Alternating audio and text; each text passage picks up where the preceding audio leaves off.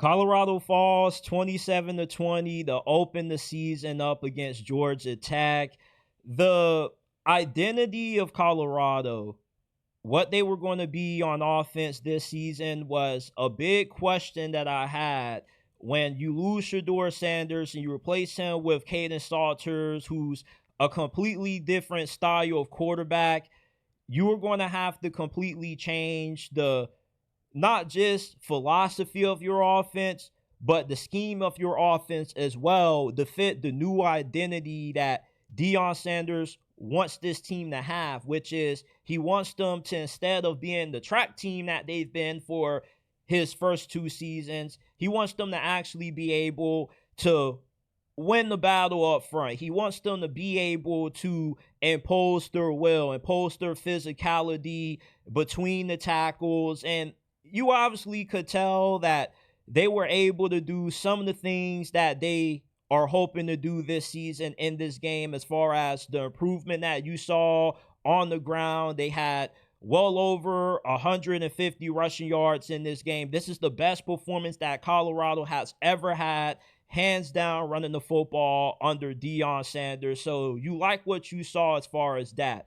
And that's what Colorado's offense is going to be predicated on this year, running the football. This is no longer going to be an air raid team where they just are going to sling the football 30, 40 times a game to win it. No, Colorado, what's going to determine how good this team is going to be this year is going to be predicated off their ability to successfully run the football. And in this game, their offense had a lot of struggles once they weren't able to get the short field position that Georgia Tech gifted them from the 3 early turnovers that they had. When Colorado had to drive the length of the field and the ground game wasn't there and they had to throw the football to do so, they had some struggles. Now, I like Kaiden Salter a lot. I believe that Kaiden Salter is going to be one of the best quarterbacks in college football this year, but the passing game definitely looked a little rusty in this game. Now, that's not to say that there weren't some good moments that Kaiden Salters and the passing attack had in this game. He had a nice dime that he threw and cover 2 to a Marion Miller. You know, there was some nice plays that the passing game had tonight, but it definitely is a work in progress. And when you have a new quarterback and a new system, you completely change up your system for what you've done in years past with new receivers. There's going to be some clumps there, and overall, the offense from Colorado was what you expected it to kind of look like in week 1. It should get better, but it definitely is encouraging to finally see some success running the football. The second part of Colorado's identity, they want to be physical on offense, but on defense, they want to maintain that same level of physicality. And that starts with being able to be good against the run, which Colorado was not tonight. Georgia Tech ran for 300 and a million rushing yards against Colorado's defense. They struggled to tackle. Guys were breaking loose every time they got into the open field. Georgia Tech's receivers were really good with the ball in their hands after the catch. Jamal Haynes, Georgia Tech's running back, he just seemed to be unstoppable. Colorado's defense was allergic every time he ran the football. Haynes King, though, he may not be the best athlete in the world, but he just runs with a savviness about him that makes him really dangerous. And he had 150 rushing yards tonight. He's like a running back disguised as a quarterback, because the way he just hits the hole, the way he can just wiggle through guys, wiggle around guys, is just very impressive. And it gave Colorado's defense a lot of problems. And I don't think that Colorado is going to be a bad team on a defensive line this year. I just think that Georgia Tech was a more physical team than what Colorado was in this game. That's what Georgia Tech's brand of football is. Colorado struggles against physical teams. Last year, they got beat up by Kansas and BYU late down the stretch. And this season, they still have the same problem. They're not able to hold up front, and they're not able to maintain their level of physicality when they go up against teams that want to scrap with you, teams that have no problem winning a ugly, low-scoring affair. Although this was a 27-27 final, this kind of felt like one of those old school defensive slugfests. It's a bunch of running the football, not a bunch of flashy plays being made in the passing game. That's what this game was.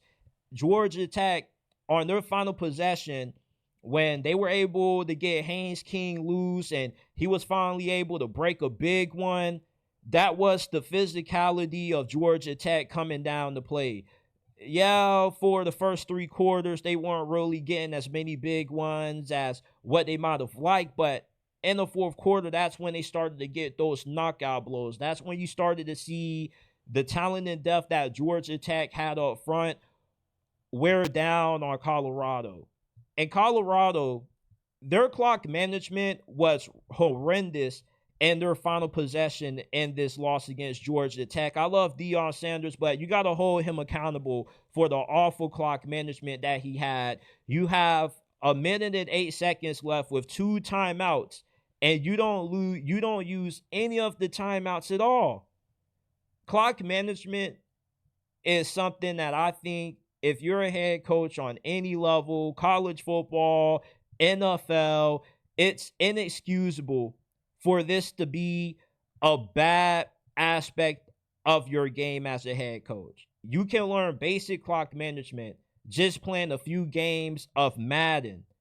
Deion Sanders, the clock management was a big Achilles heel for them last season, and it still is a big Achilles heel that Colorado still happens to have. And when you don't have Shedeur Sanders, there is a lot of uncomfortability that Deion Sanders has with Kaiden Salters as far as how much he really trusts Kaiden Salters to go out there and win the game. We know that Kaiden Salters can go out there and be a baller, but with the game on the line, does Deion Sanders trust Kaiden Salters to win the game with his arm as much as he trusted Shedeur? It didn't really look like that in this game. And I think that down the stretch, we will see Kaiden Salters get a lot better as a passer. And I really like what we got out of Kaiden Salters tonight. I had a lot of friends that would hit me up during this game saying, who is this Kaiden Salter dude? He's not that good. I was like, I don't know what y'all watching. I like what we got out of Kaiden Salters. I thought that he was good at extending plays. When guys were able to penetrate the offensive line, he was able to make a guy or two miss. He looked really dynamic. I think Kaiden Salters is going to be a really good player for Colorado. But their new identity definitely got tested in this game, and it didn't really pan out with the win, but there's only so much that you can take away from the first game of the season. I still think there's a lot to be hopeful about in terms of what Colorado can do in the Big 12. They lost to what should be a really good Georgia Tech team this year.